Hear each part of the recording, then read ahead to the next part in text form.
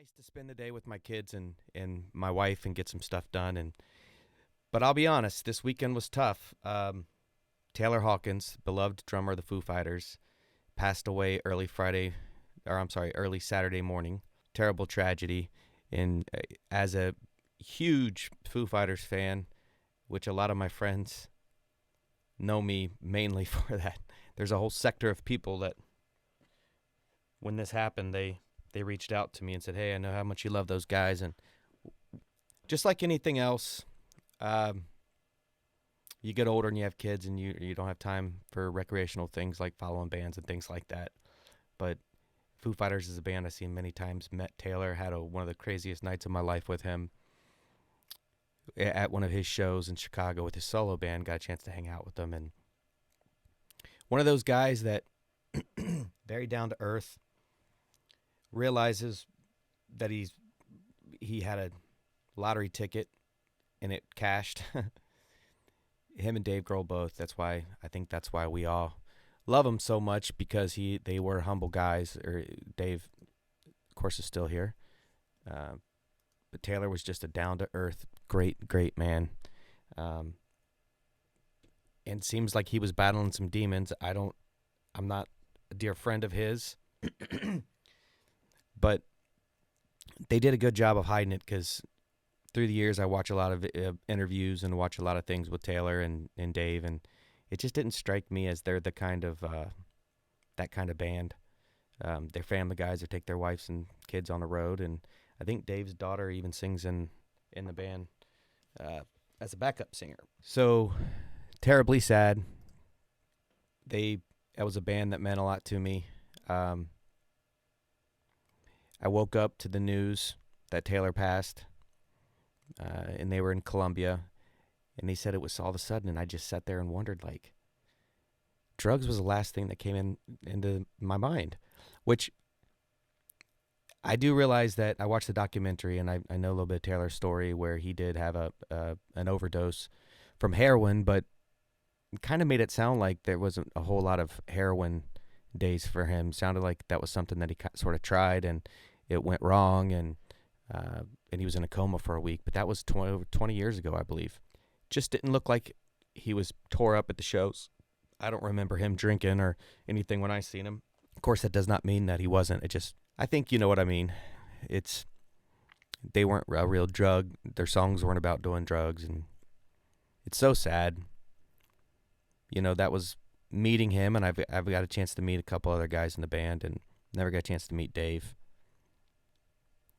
But I've always looked at Dave Grohl as the kind of guy that understands what he means and understands what he is to people, and sort of dedicated his life to his art and entertaining us. He's done a wonderful job, writes great songs. I love those guys, always have. Taylor was, an energetic, he was the backbone of the band. Just the blonde guy that looked like Dave and played like the drummer in the Muppets, Animal. I wish I could put it into better words, but when we lose people like that we don't really know, but we feel like we know, it hits a different way. I'm not going to compare it to being in his family or anything like that, but it's a part of, as we get, I'm in my 40s, so as we get older, especially as men, I can't speak too much for women, the mortality stuff, especially when you have children, you're watching them grow up, and you want to be there, and you want to be there for them. You don't want to hurt nobody by not being here, which is definitely not things that were on your mind while you were in your 20s. And it's just one of them things that you got to live it to experience it. But when guys like Taylor Hawkins and Chris Cornell and Chester from Linkin Park, and people can date their lives with that stuff, right? And there's certain people that you just think will always be there. And the Foo Fighters, though I've gotten a little bit away from them as I've gotten older, again, I don't have time to listen to new music and things like that. I still listen to some of their old stuff. But I've played that stuff out so much. And just getting older, Like I said, I didn't have a chance to follow them like I used to. Me and my wife used to go see them all over the place.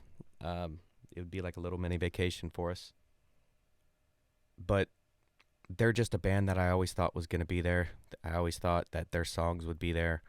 And of course they will. The songs that they've recorded, they will always be there, and the memories will always be there. But it hits hard. This one hits hard. Taylor was so youthful, and you see his family and his kids. You feel so sad, but that was a guy that had it together. Like what was going on? I'm not even going to speculate about his death. I can't even come to terms with the fact that he's dead to even worry about that stuff. Will all come out in time, whatever needs to come out. The Foo Fighters do a tremendous job with, and I think it's genuine, just staying out of the news and the gossip stuff. And you'll see an occasional TMZ, but it's never for anything bad. Like I said earlier, I think Dave Grohl and Taylor Hawkins they're guys that understood what they meant to people, and they understood, in Taylor's case, what the songs meant. And I think they recorded music and things like that accordingly. I think they understood. There I go again. Sorry. I think they understood the impact because mainly they were fans like that too. My sister and me went and seen them a couple times together and had great memories of them and loved their songs and shared their songs. And she says, you just gotta play his music and just kind of zone out and hold the good memories and think about it.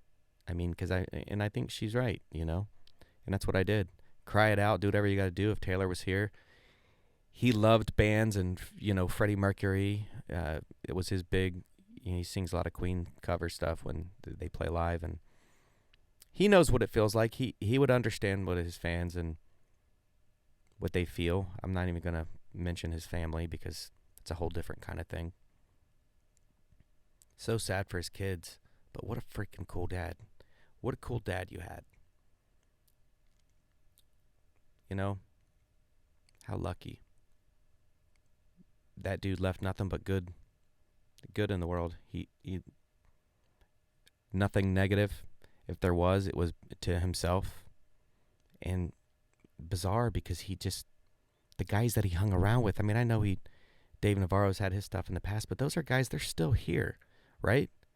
If they were continuing to live that life, they wouldn't have still been here. Taylor, the guys that he hung out with mainly are just not guys that you think are big drug guys. Maybe I'm wrong. Maybe this is so devastating of a loss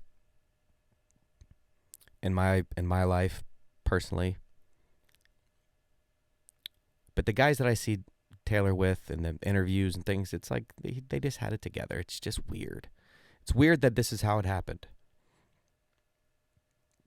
Of course, speculation's horrible too.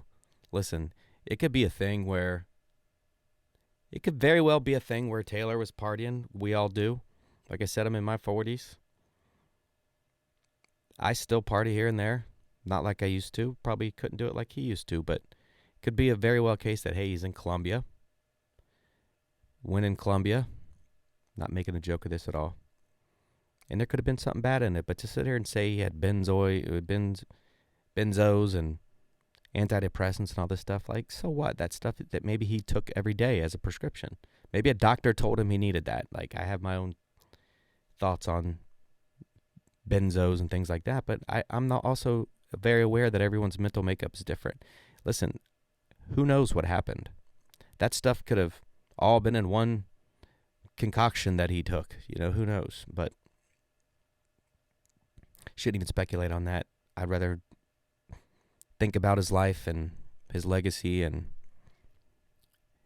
a beautiful person, a guy that was just an all-around awesome dude and phenomenal player. We can talk about his chops.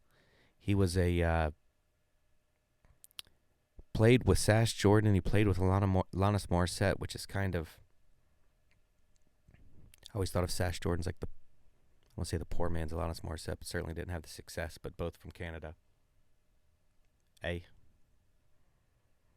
But to do that and then to also play the progressive rock stuff that he could play, his influences, which were Stuart Copeland, Neil Peart, guys like that, Roger Taylor. It's hard to imagine that he's gone. His solo stuff is really good too. The first Coattail Riders album was the one that I really liked. There was a lot of stuff that sounded like early raw Foo Fighter stuff, Colored and Shape, even B-sides or when they first came out, there's a couple loosies. I know there was a couple little records Dave put out or whatever. Maybe some made the first album. Forget what it was called, but it had that edge to it where it was like sort of raw but very melodic, and it wasn't overly produced, and a lot of that stuff off Taylor's first record was really good. If you want to get into his stuff, start there. The song Luis, I think, was the first single that he put out, and it was fantastic. I love that song.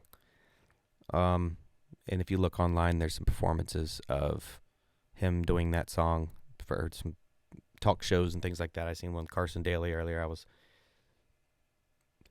sort of doing some reflecting with Taylor.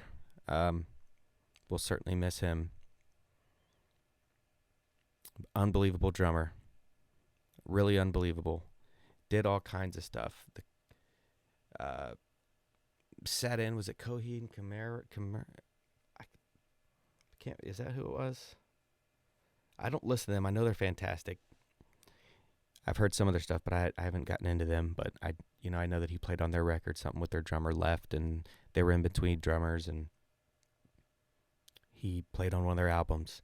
Like Dave, they were just so talented, and they could command the crowd, and they were showmen, and Taylor was very animated when he played, dressed completely the most casual looking dude, for especially considering his influences were the Bowies and the big characters like that, like Freddie Mercury, and the way they dress. Think about that. And then Taylor would have on some basketball shorts and a high school basketball t-shirt, some Converse. Seeing the tributes come in. Ozzy Osbourne. Things that you never thought you would see for $500, Alex. Ozzy Osbourne talking about R.I.P. Taylor Hawkins on Twitter or whatever it was. That guy just keeps going. Which brings me back around to originally I was talking about, I think I wanted to focus a little bit on the mortality and for guys, and the things that we go through emotionally as we get older. It's just, a lot of us handle it gracefully or try to, but there's certainly some things get soft, not just your physical, not just your belly or your Peter. Jokes aside, we do. Pain processes differently, especially emotional pain, because we see these people that we've known or that we've been around. Not just that it makes us think about our own deaths because, hey, this happened to him and it happened to me. That plays into it, certainly. We're human. But it's an era. It's just, those things are never coming back. And I think the older we get, we realize I think every older person at one point has looked at some of the new generation and said, I just don't think they understand that you don't come back. I was reading something about a young lady rapper who was threatening to commit suicide on social media.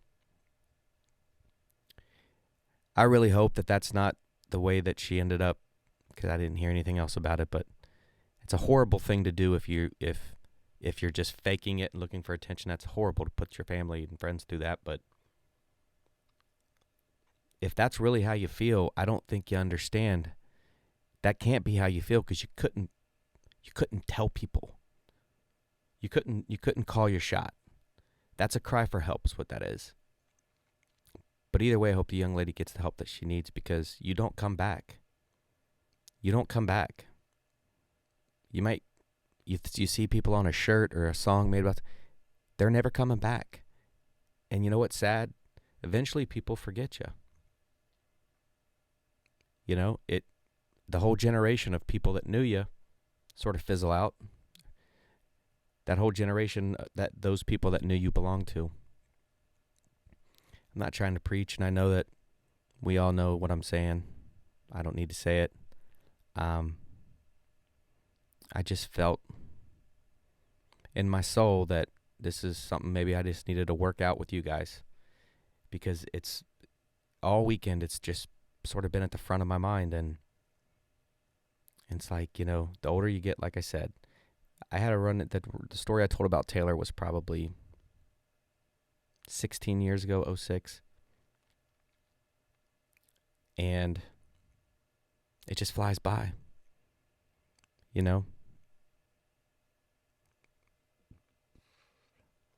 Old cliche. But it just doesn't seem like it was that long ago. Where do the Foos go from here? I don't know. I mean, certainly it's not the time to probably ask that, but eventually, just like kind of like I was saying, life does go on. And life will go on. And life will go on for his family and friends and fans. But what a guy. What a legacy he leaves. The recordings, why it's so important to do things that are going to be here permanently. When I'm gone, if my kids are watching this, Dad says hello. Leave something for them. Remind them. People love you. It's important to know that. It's important to remember that when you're making decisions. Decisions that affect your life. There's people that affects their life as well. Life comes at you fast, and in the moment, just, if I could make one person stop and just think for a second how precious life is, before you do that, whatever you're doing, drugs or something that's you're not supposed to be doing, smoking, I'm bad about that. Anything that can keep you on this earth for one extra day is worth it. So rest in peace, Taylor Hawkins, for sure.